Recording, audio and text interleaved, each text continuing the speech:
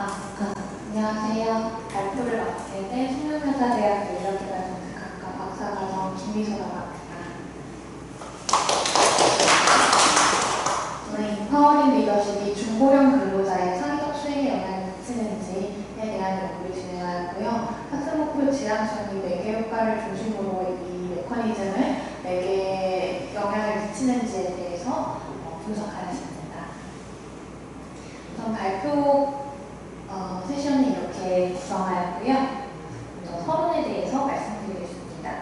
서론은 연구의 필요성과 목적을 준비했습니다. 우선 저희 연구는 한국 사회가 25년 기점으로 초고령 사회에 진입하였습니다.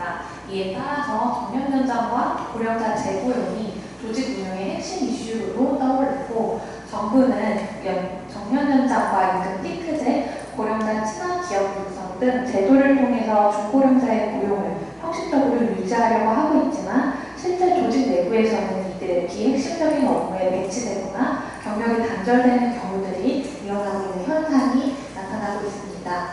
하지만 기술 혁신과 디지털 전환 속에서 조직은 단순히 인력 유지를 넘어서 중고령자의 문제 해결력과 경험을 기반한 창의성을 전략적으로 이용하여 이 현재 중고령자가 직면하고 있는 상황을 해결해야 되는 시점입니다. 복잡하고 불확실한 환경에서 경험에 기반한 유용한 능력, 그리고 통찰력 사고, 통찰적 사고와 암묵적 활용 능력 등을 조직은 창의성의 중요한 자원이 될 수 있음을 인지하고 중고령자를 잘 활용할 수 있도록 조치해야 합니다. 중고령 근로자는 경험과 전문성이 풍부하지만 조직 내에서 형식적으로 종속하는 실정에 머무르고 있는데요. 정년 연장의 정책이 확대되면서 앞으로 계속 중고령자는 늘어날 것이지만, 이들을 어떻게 학습시키고 조직 내에서 핵심 인재로 창의성이 기여되는 인재로 만들 수 있는지, 이거를 계속 체계를 유지할 수 있는지에 대한 연구 필요성을 가지고 있습니다. 이 지점에서 저는 인파워링 리더십이 중고령자에게 단순히 역할 유지만 하는 것이 아니라 새로운 도전과 성장을 계속 자극할 수 있다라는 것을 고려하여 연구를 진행했습니다. 그렇게 연구를 구성한 이유는 우리가 생각을 했을 때 중고령 같은 경우에, 중고령 근로자 같은 경우에는 창의성이 떨어진다라고 대표적으로 그렇게 받아들일 수 있습니다. 창의성을 주요 변인으로 잡은 이유들도 기업에서는 빠른 현대 사회에서 어떻게 남아야 하냐라고 했을 때 창의성을 되게 중요하게 잡기 때문에 본 연구에서는 중고령자도 그럼 과연 창의성을 유지할 수 있을까? 그리고 이를 어떻게 운영하고 창의성이 있다라고 하면 그 메커니즘이 어떤 것이 있을까를 분석하고 싶어서 현재 연구를 진행하였습니다. 따라서 자율성을 인파워링 리더십을 이제 또 주요 변인으로 잡았던 것은 이 중고령자에게 자율성을 줄 수 있는 핵심 요소가 또 뭐가 있을까를 생각했을 때, 이 중고령자에게도 리더십이 필요하겠다. 그 리더가 존재할 것이고, 그 리더는 어떤 리더가 이 중고령자에게 더 적합할까를 고려했을 때 인파워링 리더십이 이들에게 보다 효과적인 창의성을 유발할 수 있을 것이라고 생각했습니다. 자율성을 경험한 중고령자는 내면의 학습 동기를 회복하게 되며 그 결과 창의적 가업 수행으로 적극적으로 참여할 경향이 있을 것이다 라는 것이 연구의 바탕입니다. 따라서 리더십과 학습 동기 그리고 창의성의 경로는 중고령 인력을 포괄적 유지 대상이 아닌 조직의 혁신의 주체로서 전환하는 데 핵심 메커니즘이 될 것이다 라고 생각했습니다. 따라서 연구 목적은 다음과 같습니다. 조직은 단순히 정년을 연장하는 것만으로 충분하지 않으며 중고령자가 자발적으로 학습적이고 창의적으로 기여할 수 있는 환경을 구축해야 한다. 중고령 근로자에게는 인파워링 리더십이 어떻게 학습 지향성을 자극하고 그것이 창의적 수행으로 이어지는지를 검증하고자 하였으며, 조직 내 고령 인력 활용 전략에 대한 새로운 이론적 실천적 기초를 제공하고자 하는 것이 연구의 목적입니다. 그래서 인파워링 리더십이 중고령 근로자의 창의적 수행에 영향을 직접적으로 영향을 주는지를 검증하고, 이 관계에서 왜 그렇다면 중고령 근로자가 창의적 수행에 갈 수 있는지에 대한 메커니즘을 설명하기 위해 학습 목표 지향성이라는 매개 역할을 실질적으로 분석하고자 하였습니다. 먼저 연구의 가설과 모형을 시각적으로 보여드리면, 모형을 좀 간단하게 이번 학회에서는 잡아보았습니다. 인파워링 리더십이 창의적 수행에 정적인 영향을 미칠 것이다 라는 가설을 가설 1번과 인파워링 리더십이 학습 목표 지향성에 영향을 정적으로 미칠 것이다. 가설 2. 그리고 학습 목표 지향성이 창의적 수행으로 갈 것이다. 라는 가설 3을 잡아보았습니다. 이제 연구에 대해서 설명을 더 들어가자면 인파워링 리더십이 창의적 수행에 어떻게 영향을 미치는지에 대한 논리입니다. 먼저 인파워링 리더십입니다. 인파워링 리더십은 직원에게 권한과 자율성을 부여한다는 주요한 특징이 있습니다. 그리고 또한 업무의 의미를 중요하게 인식시키고 또 마지막으로는 구성원의 역량과 잠재력을 신뢰를 주는 리더십입니다. 단순히 리더가 업무를 지시를 내리는 것이 아니라 부하 직원에게 자기 결정권과 책임 그리고 참여의 기회를 제공하고 그리고 자발적으로 몰입할 수 있도록 유도하는 리더십 스타일을 변형한 편입니다. 인파워링 리더십에 주요하게 있는 4가지 하위 요인이 있는데요. 의사결정에 참여, 그리고 업무에 대한 의미를 명확히 제시하는 것, 그리고 관료 제약을 줄이고 실행의 자율성을 보장하는 것, 그리고 고성과에 대한 기대와 신뢰를 주는 것이 인파워링 리더십의 4가지 하위 요인입니다. 그렇다면 그 다음의 창의성은 무엇이냐면 새롭고 유용한 아이디어를 생성하고 이를 실행하는 능력입니다. 이 창의성이 만들어지는 데 주요하게 미치는 3가지 요소가 있습니다. 전문성, 그리고 창의적 사고 능력, 내재적 동기라고 합니다. 그 중에서도 이 내재적 동기는 창의성을 촉진하는 데 가장 핵심적인 요소라고 여겨지고 있습니다. 외부 보상보다는 과업 자체의 의미와 흥미가 있을 때 창의성이 유발된다라고 많은 학자들이 말하고 있습니다. 따라서 인파워링 리더십은 구성원에게 자율성과 책임을 부여하면서 과업을 스스로 조정하고 도전하려는 내재적 동기를 유발할 수 있습니다. 이에 따라 구성원들은 실패를 두려워하지 않고 더 적극적이고 새로운 아이디어를 탐색하고 실행할 수 있도록 촉진합니다.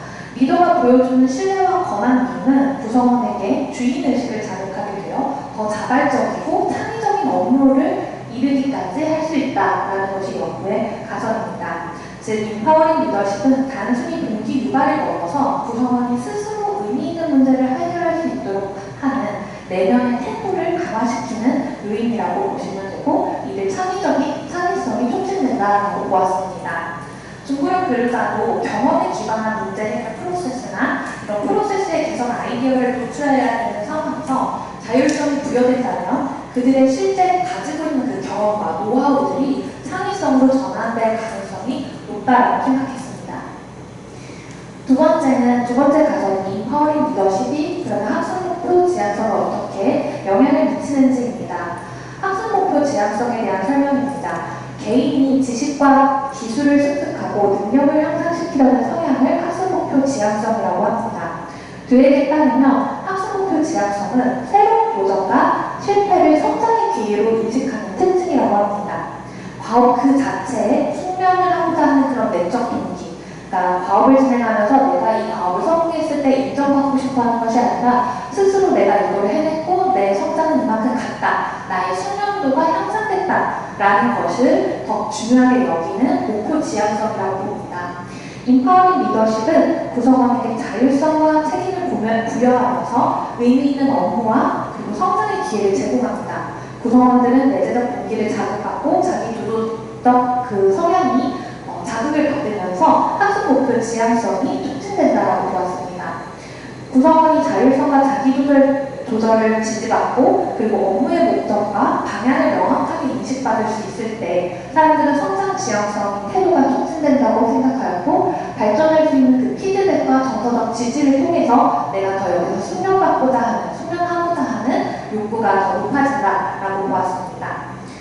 따라서 인파워링 리더십이 학습 목표 지향성을 촉진할 수 있다라는 가설을 잡았습니다. 그 다음번의 가설로는 학습 목표 지향성이 창의적 수행에 미치는 영향에 대한 논리입니다. 따라서 앞서 설명드렸던 것처럼 학습 목표 지향성은 개인이 지속적인 능력을 개발하고 싶어하고 내 내면의 지식을 계속 채우고 싶어하는 성향입니다. 그러다 보니까 도전적인 상황을 피하지 않고 이것을 성장의 기회로 받아들이는 그러한 성향이 높습니다. 그래서 이 학습 목표 지향성이 높은 사람들은 새롭고 복잡한 과업을 선호합니다. 반대로는 내가 잘할 수 있는 것만 잘하려고 하는 그런 성향이 아니라 내가 실패해도 이게 숙련에 있어서 도움이 된다고 하면 복잡한 과업도 선호하는 그런 성향입니다. 따라서 실패를 두려워하지 않고 실험적인 태도와 유연한 사고로 문제를 접근합니다.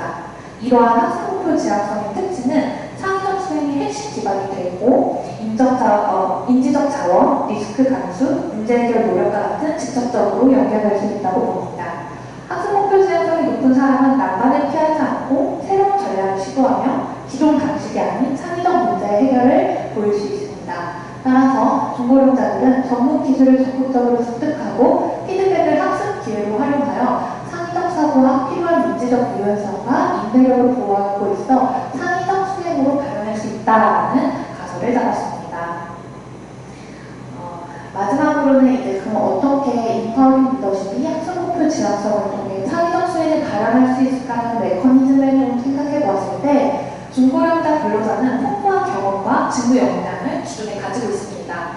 조직 내에서 성장의 자극이 부족해졌고 성장 정체감을 느꼈을 때 이들은 창의적 수행이 가지 않지만 상사로부터의 적극적인 권한도 받고 내가 할 수 있다, 새로운 것을 할 수 있다는 그러한 자극을 통해서 창의적 수행으로 갈 수 있다라는 메커니즘이고, 정년을 앞두거나 재고용을 두려워하는 그러한 상태가 아니라 이러한 상황 속에서 상사의 인파워링 리더십이 나도 아직 성장할 수 있다, 자신의 의견이 중요하다는 그런 메시지를 받음으로써 자발적 학습 동기가 높아지고, 이렇게 학습 동기가 높아진 중고령자는 자신의 경험을 더 가지고 보유한 역량을 더 가지고 새로운 방법으로 탐색하려고 하면서 인내심과 유연한 사고로 창의적 수행이 이어질 것이라는 메커니즘을 생각해 보았습니다.